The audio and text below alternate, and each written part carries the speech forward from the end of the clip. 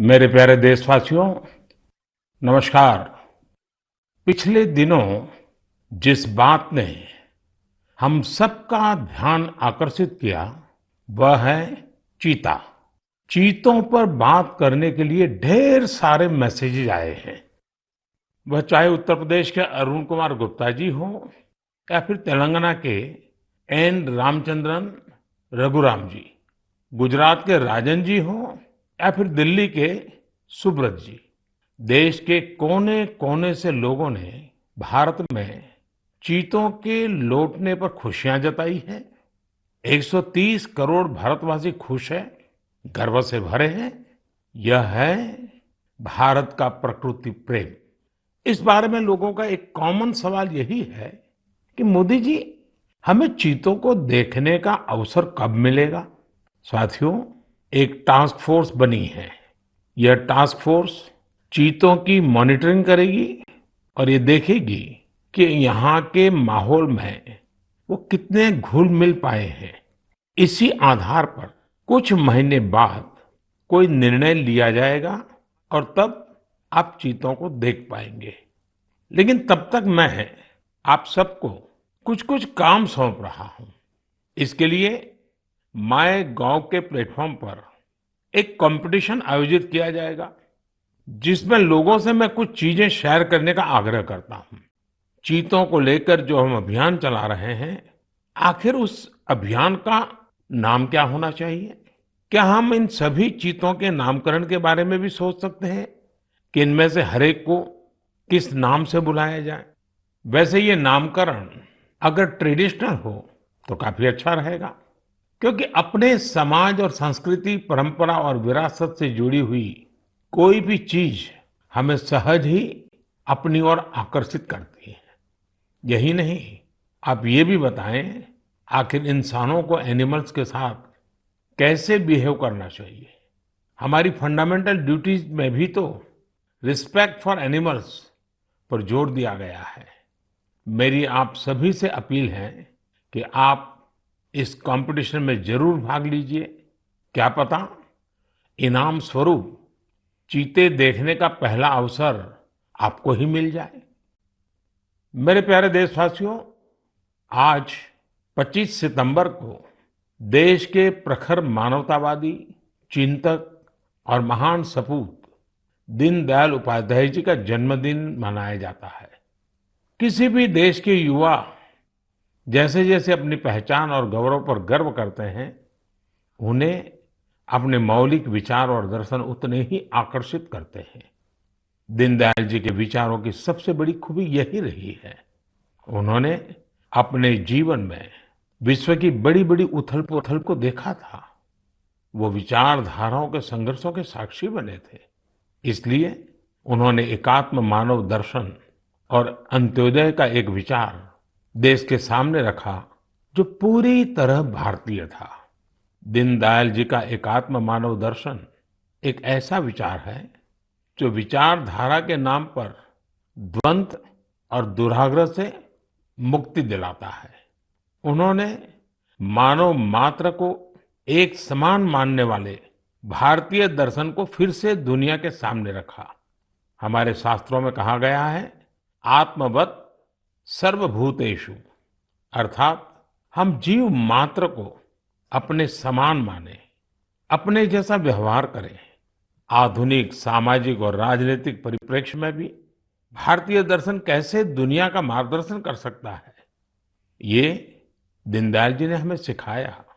एक तरह से आजादी के बाद देश में जो हीन भावना थी, उससे आजादी दिलाकर उन्होंने हमारी अपनी बौद्धिक चेतना को जागृत किया। वो कहते भी थे, हमारी आजादी तभी सार्थक हो सकती है जब वो हमारी संस्कृति और पहचान की अभिव्यक्ति करे। इसी विचार के आधार पर उन्होंने देश के विकास का विजन निर्मित किया था। दीनदयाल उपाध्याय जी कहते थे कि देश की प्रगति का पैमाना अंतिम पायदान पर मौजूद व्यक्ति होता है। आजादी के अमृत काल में हम दीनदयाल जी को जितना जानेंगे, उनसे जितना सीखेंगे, देश को उतना ही आगे लेकर जाने की हम सबको प्रेरणा मिलेगी। मेरे प्यारे देशवासियों, आज से 3 दिन बाद यानी 28 सितंबर को अमृत महोत्सव का एक विशेष दिन आ रहा है। इस दिन हम भारत माँ के वीर सपूत भगत सिंह जी की जयंती मनाएंगे। भगत सिंह जी की जयंती के ठीक पहले उन्हें श्रद्धांजलि स्वरूप एक महत्वपूर्ण निर्णय किया है। यह तय किया है कि चंडीगढ़ एयरपोर्ट का नाम अब शहीद भगत सिंह जी के नाम पर रखा जाएगा। इसकी लंबे समय से प्रतीक्षा की जा रही थी। मैं चंडीगढ़, पंजाब, हरियाणा और देश के सभी लोगों को इस निर्णय की बहुत बहुत बधाई देता हूं। साथियों, हम अपने स्वतंत्रता सेनानियों से प्रेरणा लें, उनके आदर्शों पर चलते हुए उनके सपनों का भारत बनाएं, यही उनके प्रति हमारी श्रद्धांजलि होती है। शहीदों के स्मारक, उनके नाम पर स्थानों और संस्थानों के नाम हमें कर्तव्य के लिए प्रेरणा देते हैं। अभी कुछ दिन पहले ही देश ने कर्तव्य पथ पर नेताजी सुभाष चंद्र बोस की मूर्ति की स्थापना के जरिए भी ऐसा ही एक प्रयास किया है। और अब शहीद भगत सिंह के नाम से चंडीगढ़ एयरपोर्ट का नाम इस दिशा में एक और कदम है। मैं चाहूंगा अमृत महोत्सव में हम जिस तरह स्वतंत्रता सेनानियों से जुड़े विशेष अवसरों पर सेलिब्रेट कर रहे हैं, उसी तरह 28 सितंबर को भी हर युवा कुछ नया प्रयास अवश्य करे। वैसे मेरे प्यारे देशवासियों, आप सभी के पास 28 सितंबर को सेलिब्रेट करने की एक और वजह भी है। जानते हैं क्या है? मैं सिर्फ 2 शब्द कहूंगा, लेकिन मुझे पता है आपका जोश 4 गुना ज्यादा बढ़ जाएगा। ये 2 शब्द हैं सर्जिकल स्ट्राइक। बढ़ गया ना जोश?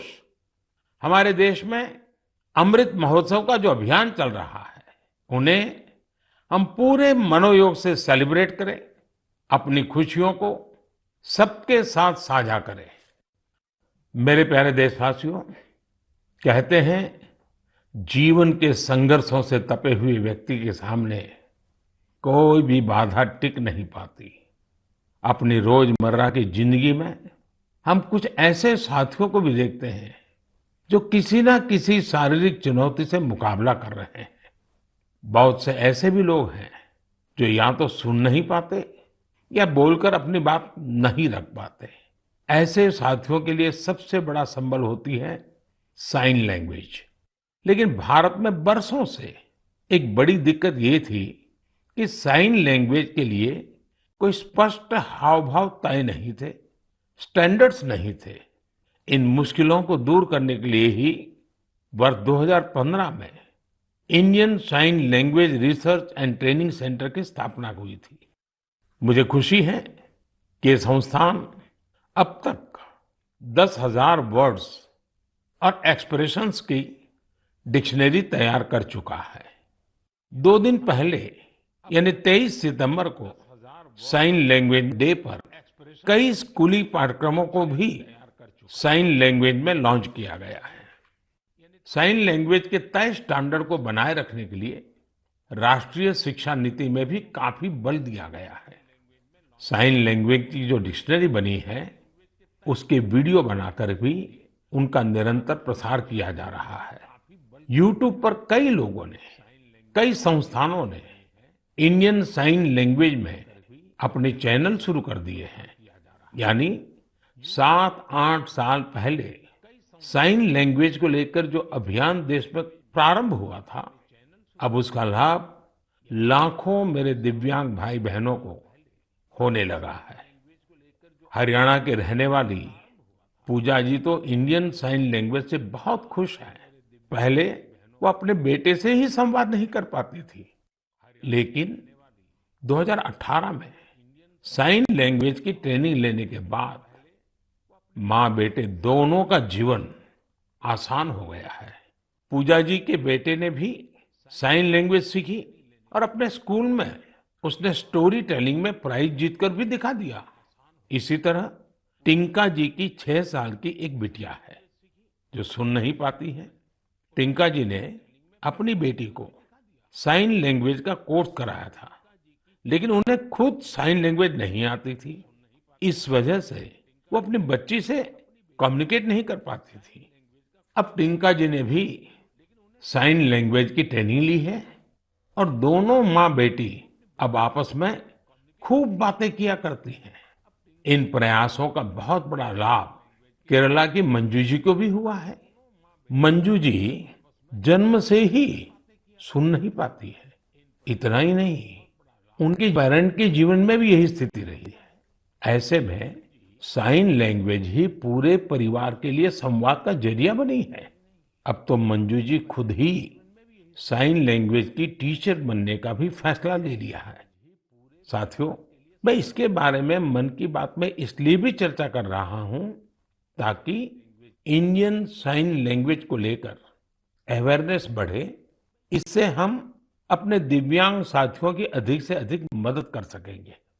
भाइयों और बहनों, कुछ दिन पहले मुझे ब्रेल में लिखी हेमकोश की एक कॉपी भी मिली है। हेमकोश असमिया भाषा की सबसे पुरानी डिक्शनरीज में से एक है। यह 19वीं शताब्दी में तैयार की गई थी। इसका संपादन प्रख्यात भाषाविद हेमचंद्र बरुआ जी ने किया था।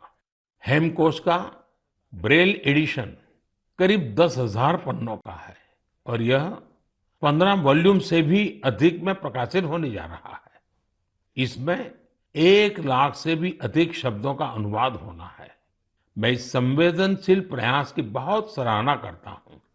इस तरह के हर प्रयास दिव्यांग साथियों का कौशल और सामर्थ्य बढ़ाने में बहुत मदद करते हैं। आज भारत पैरा स्पोर्ट्स में भी सफलता के परचम लहरा रहा है। हम सभी कई टूर्नामेंट्स में इसके साक्षी रहे हैं। आज कई लोग ऐसे हैं जो दिव्यांगों के बीच फिटनेस कल्चर को जमीनी स्तर पर बढ़ावा देने में जुटे हैं। इससे दिव्यांगों के आत्मविश्वास को बहुत बल मिलता है। मेरे प्यारे देशवासियों, मैं कुछ दिन पहले सूरत की एक बिटिया अन्वी से मिला। अन्वी और अन्वी के योग से मेरी वो मुलाकात इतनी यादगार रही है कि उसके बारे में मैं मन की बात के सभी श्रोताओं को जरूर बताना चाहता हूं। साथियों, अन्वी जन्म से ही डाउन सिंड्रोम से पीड़ित है और वो बचपन से ही हार्ट की गंभीर बीमारी से भी जूझती रही है। जब वो केवल 3 महीने की थी, तभी उसे ओपन हार्ट सर्जरी से भी गुजरना पड़ा। इन सब मुश्किलों के बावजूद न तो अन्वी ने और न ही उसके माता पिता ने कभी हार मानी। अन्वी के माता पिता ने डाउन सिंड्रोम के बारे में पूरी जानकारी इकट्ठा की और फिर तय किया कि अन्वी की दूसरों पर निर्भरता को कम कैसे करेंगे। उन्होंने अन्वी को पानी का ग्लास कैसे उठाना, जूते के फीते कैसे बांधना, कपड़ों के बटन कैसे लगाना, ऐसी छोटी छोटी चीजें सिखाना शुरू किया। कौन सी चीज की जगह कहाँ है, कौन सी अच्छी आदतें होती हैं, ये सब कुछ बहुत धैर्य के साथ उन्होंने अन्वी को सिखाने की कोशिश की। बिटिया अन्वी ने जिस तरह सीखने की इच्छा शक्ति दिखाई, अपनी प्रतिभा दिखाई, उससे उसके माता पिता को भी बहुत हौसला मिला। उन्होंने अन्वी को योग सीखने के लिए प्रेरित किया। मुसीबत इतनी गंभीर थी कि अन्वी अपने 2 पैर पर भी खड़ी नहीं हो पाती थी। ऐसी परिस्थिति में उनके माता पिताजी ने अन्वी को योग सीखने के लिए प्रेरित किया। पहली बार जब वो योग सिखाने वाली कोच के पास गई तो वे भी बड़ी दुविधा में थे कि क्या ये मासूम बच्ची योग कर पाएगी। लेकिन कोच को भी शायद इसका अंदाजा नहीं था कि अन्वी किस मिट्टी की बनी है। वो अपनी माँ के साथ योग का अभ्यास करने लगी और अब तो वो योग में एक्सपर्ट हो चुकी है। अन्वी आज देश भर के कंपटीशन में हिस्सा लेती है और मेडल जीतती है। योग ने अन्वी को नया जीवन दे दिया।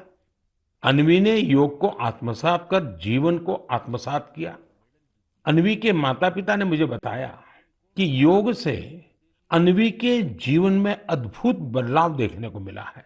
अब उसका सेल्फ कॉन्फिडेंस गजब का हो गया है। योग से अन्वी की फिजिकल हेल्थ में भी सुधार हुआ है और दवाओं की जरूरत भी कम होती चली जा रही है। मैं चाहूंगा कि देश विदेश में मौजूद मन की बात के श्रोता अन्वी को योग से हुए लाभ का वैज्ञानिक अध्ययन कर सके। मुझे लगता है कि अन्वी एक बढ़िया केस स्टडी है जो योग के सामर्थ्य को जांचना परखना चाहते हैं। ऐसे वैज्ञानिकों ने आगे आकर के अन्वी की इस सफलता पर अध्ययन करके योग के सामर्थ्य से दुनिया को परिचित कराना चाहिए। ऐसी कोई भी रिसर्च दुनिया भर में डाउन सिंड्रोम से पीड़ित बच्चों की बहुत मदद कर सकती है। दुनिया अब इस बात को स्वीकार कर चुकी है कि फिजिकल और मेंटल वेलनेस के लिए योग बहुत ज्यादा कारगर है। विशेषकर डायबिटीज और ब्लड प्रेशर से जुड़ी मुश्किलों में योग से बहुत मदद मिलती है। योग की ऐसी ही शक्ति को देखते हुए 21 जून को संयुक्त राष्ट्र ने अंतर्राष्ट्रीय योग दिवस मनाना तय किया हुआ है। अब यूनाइटेड नेशन संयुक्त राष्ट्र ने भारत के एक और प्रयास को रिकॉग्नाइज किया है, उसे सम्मानित किया है। ये प्रयास है वर्ष 2017 में शुरू किया गया इंडिया हाइपरटेंशन कंट्रोल इनिशिएटिव। इसके तहत ब्लड प्रेशर की मुश्किलों से जूझ रहे लाखों लोगों का इलाज सरकारी सेवा केंद्रों में किया जा रहा है। जिस तरह इस इनिशिएटिव ने अंतर्राष्ट्रीय संस्थाओं का ध्यान अपनी ओर खींचा है, वो अभूतपूर्व है। ये हम सबके लिए उत्साह बढ़ाने वाली बात है कि जिन लोगों का उपचार हुआ है उनमें से करीब आधे का ब्लड प्रेशर कंट्रोल में है। मैं इस इनिशिएटिव के लिए काम करने वाले उन सभी लोगों को बहुत बहुत बधाई देता हूं जिन्होंने अपने अथक परिश्रम से इसे सफल बनाया। साथियों, मानव जीवन की विकास यात्रा निरंतर पानी से जुड़ी हुई है, चाहे वो समंदर हो, नदी हो या तालाब। भारत का भी सौभाग्य है कि करीब 7,500 किलोमीटर से अधिक लंबी कोस्टलाइन के कारण हमारा समुद्र से नाता अटूट रहा है। यह तटीय सीमा कई राज्यों और द्वीपों से होकर गुजरती है। भारत के अलग अलग समुदायों और विविधताओं से भरी संस्कृति को यहाँ फलते फूलते देखा जा सकता है। इतना ही नहीं, इन तटीय इलाकों का खान पान लोगों को खूब आकर्षित करता है। लेकिन इन मजेदार बातों के साथ ही एक दुखद पहलू भी है। हमारे ये तटीय क्षेत्र पर्यावरण से जुड़ी कई चुनौतियों का सामना कर रहे हैं। क्लाइमेट चेंज मरीन इकोसिस्टम के लिए बड़ा खतरा बना हुआ है, तो दूसरी ओर हमारे बीचीज पर फैली गंदगी परेशान करने वाली है। हमारी यह जिम्मेदारी बनती है कि हम इन चुनौतियों के लिए गंभीर और निरंतर प्रयास करें। यहाँ मैं देश के तटीय क्षेत्रों में कोस्टल क्लीनिंग की एक कोशिश स्वच्छ सागर सुरक्षित सागर, इसके बारे में बात करना चाहूंगा। 5 जुलाई को शुरू हुआ यह अभियान बीते 17 सितंबर को विश्वकर्मा जयंती के दिन संपन्न हुआ। इसी दिन कोस्टल क्लीनअप डे भी था। आजादी के अमृत महोत्सव में शुरू हुई यह मुहिम 75 दिनों तक चली। इसमें जन भागीदारी देखते ही बन रही थी। इस प्रयास के दौरान पूरे 2.5 महीने तक सफाई के अनेक कार्यक्रम देखने को मिले। गोवा में एक लंबी ह्यूमन चेन बनाई गई। काकीनाडा में गणपति विसर्जन के दौरान लोगों को प्लास्टिक से होने वाले नुकसान के बारे में बताया गया। एनएसएस के लगभग 5,000 युवा साथियों ने तो 30 टन से अधिक प्लास्टिक एकत्र किया। ओडिशा में 3 दिन के अंदर 20,000 से अधिक स्कूली छात्रों ने प्रण लिया कि वे अपने साथ ही परिवार और आसपास के लोगों को भी स्वच्छ सागर और सुरक्षित सागर के लिए प्रेरित करेंगे। मैं उन सभी लोगों को बधाई देना चाहूंगा जिन्होंने इस अभियान में हिस्सा लिया। इलेक्टेड ऑफिशियल्स, खासकर शहरों के मेयर और गांवों के सरपंचों से जब मैं संवाद करता हूं, तो ये आग्रह जरूर करता हूं कि स्वच्छता जैसे प्रयासों में लोकल कम्युनिटीज और लोकल ऑर्गेनाइजेशंस को शामिल करें, इनोवेटिव तरीके अपनाएं। बेंगलुरु में एक टीम है, यूथ फॉर परिवर्तन। पिछले 8 सालों से यह टीम स्वच्छता और दूसरी सामुदायिक गतिविधियों को लेकर काम कर रही है।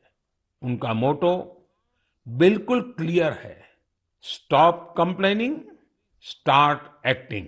इस टीम ने अब तक शहर भर की 370 से ज्यादा जगहों का सौंदर्यीकरण किया है।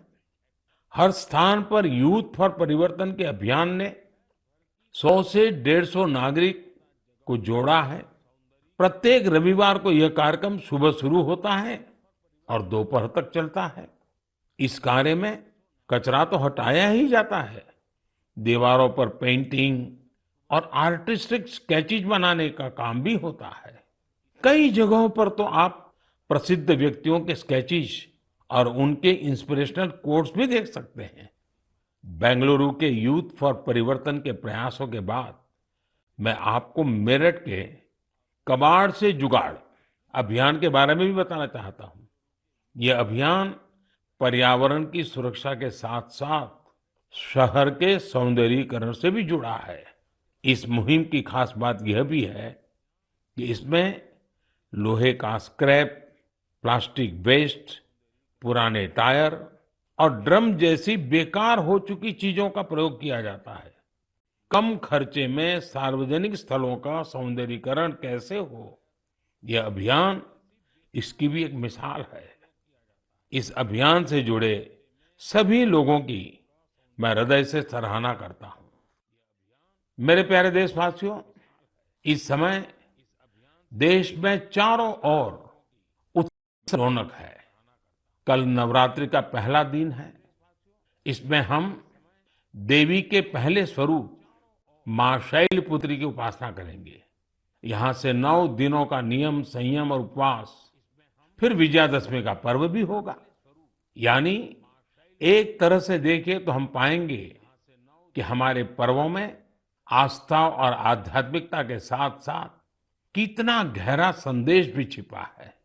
अनुशासन और संयम से सिद्धि की प्राप्ति और उसके बाद विजय का पर्व, यही तो जीवन में किसी भी लक्ष्य को प्राप्त करने का मार्ग होता है। दशहरे के बाद धनतेरस और दिवाली का भी पर्व आने वाला है। साथियों, बीते वर्षों से हमारे त्योहारों के साथ देश का एक नया संकल्प भी जुड़ गया है। आप सब जानते हैं, ये संकल्प है वोकल फॉर लोकल का। अब हम त्योहारों की खुशी में अपने लोकल कारीगरों को, शिल्पकारों को और व्यापारियों को भी शामिल करते हैं। आने वाले 2 अक्टूबर को बापू की जयंती के मौके पर हमें इस अभियान को और तेज करने का संकल्प लेना है।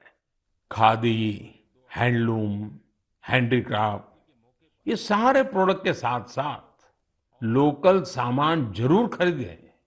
आखिर इस त्योहार का सही आनंद भी तब है जब हर कोई इस त्योहार का हिस्सा बने।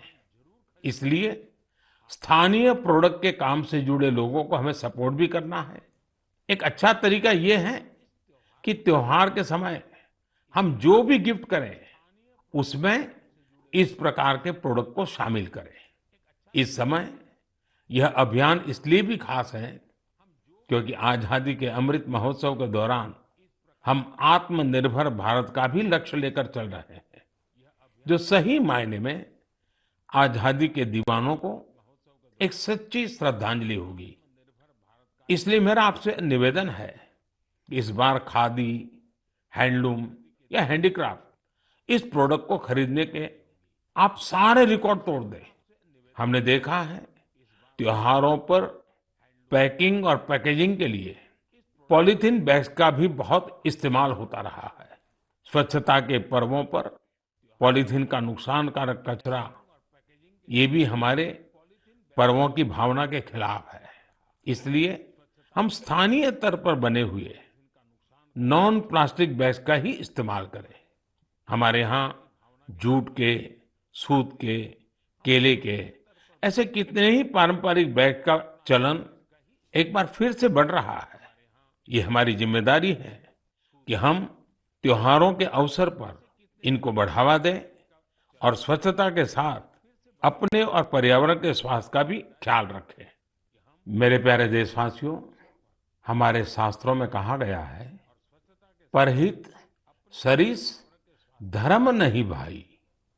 यानी दूसरों का हित करने के समान, दूसरों की सेवा करने, उपकार करने के समान कोई और धर्म नहीं है। पिछले दिनों देश में समाज सेवा की इसी भावना की एक और झलक देखने को मिली। आपने भी देखा होगा कि लोग आके आकर किसी न किसी टीबी से पीड़ित मरीज को गोद ले रहे हैं, उसके पौष्टिक आहार का बीड़ा उठा रहे हैं। दरअसल ये टीबी मुक्त भारत अभियान का एक हिस्सा है, जिसका आधार जन भागीदारी है, कर्तव्य भावना है। सही पोषण से ही सही समय पर मिली दवाइयों से टीबी का इलाज संभव है। मुझे विश्वास है कि जन भागीदारी की इस शक्ति से वर्ष 2025 तक भारत जरूर टीबी से मुक्त हो जाएगा। साथियों, केंद्र शासित प्रदेश दादरा नगर हवेली और दमन दीव से भी मुझे एक ऐसा उदाहरण जानने को मिला है जो मन को छू लेता है। यहाँ के आदिवासी क्षेत्र में रहने वाली जीनू रावतिया जी ने लिखा है कि वहां चल रहे गांव दत्तक कार्यक्रम के तहत मेडिकल कॉलेज के स्टूडेंट्स ने 50 गांवों को गोद लिया है। इसमें जीनू जी का गांव भी शामिल है। मेडिकल के ये छात्र बीमारी से बचने के लिए गांव के लोगों को जागरूक करते हैं, बीमारी में मदद भी करते हैं और सरकारी योजनाओं के बारे में भी जानकारी देते हैं। परोपकार की ये भावना गांव में रहने वालों के जीवन में नई खुशियां लेकर आई है। मैं इसके लिए मेडिकल कॉलेज के सभी विद्यार्थियों का अभिनंदन करता हूं। साथियों, मन की बात में नए नए विषयों की चर्चा होती रहती है। कई बार इस कार्यक्रम के जरिए हमें कुछ पुराने विषयों की गहराई में भी उतरने का मौका मिलता है। पिछले महीने मन की बात में मैंने मोटे अनाज और वर्ष 2023 को इंटरनेशनल मिलेट ईयर के तौर पर मनाने से जुड़ी चर्चा की थी। इस विषय को लेकर लोगों में बहुत उत्सुकता है। मुझे ऐसे ढेरों पत्र मिले हैं जिसमें लोग बता रहे हैं कि उन्होंने कैसे मिलेट्स को अपने दैनिक भोजन का हिस्सा बनाया हुआ है। कुछ लोगों ने मिलेट से बनने वाली पारंपरिक व्यंजनों के बारे में भी बताया है। ये एक बड़े बदलाव के संकेत है। लोगों के इस उत्साह को देखकर मुझे लगता है कि हमें मिलकर एक ई बुक तैयार करनी चाहिए, जिसमें लोग मिलेट से बनने वाले डिशेस और अपने अनुभवों को साझा कर सकें। इससे इंटरनेशनल मिलेट ईयर शुरू होने से पहले हमारे पास मिलेट्स को लेकर एक पब्लिक एनसाइक्लोपीडिया भी तैयार होगा और फिर इसे माय गॉव पोर्टल पर पब्लिश कर सकते हैं। साथियों, मन की बात में इस बार इतना ही, लेकिन चलते चलते मैं आपको नेशनल गेम्स के बारे में भी बताना चाहता हूं। 29 सितंबर से गुजरात में नेशनल गेम्स का आयोजन हो रहा है। ये बड़ा ही खास मौका है, क्योंकि नेशनल गेम्स का आयोजन कई साल बाद हो रहा है। कोविड महामारी की वजह से पिछली बार के आयोजनों को रद्द करना पड़ा था। इस खेल प्रतियोगिता में हिस्सा लेने वाले हर खिलाड़ी को मेरी बहुत बहुत शुभकामनाएं। इस दिन खिलाड़ियों का उत्साह बढ़ाने के लिए मैं उनके बीच में ही रहूंगा।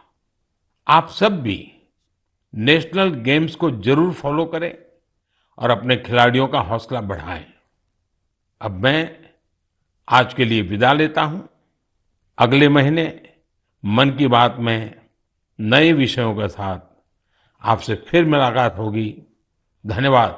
जैसे ही घड़ी का काटा दोपहर 2:30 पे आए, बबीता जी का दिल सास बहू साजिश के लिए मचल जाए।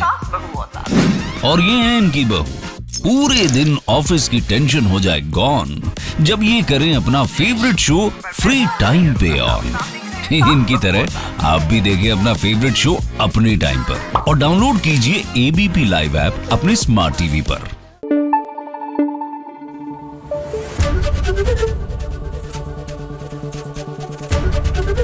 एबीपी न्यूज आपको रखे आगे।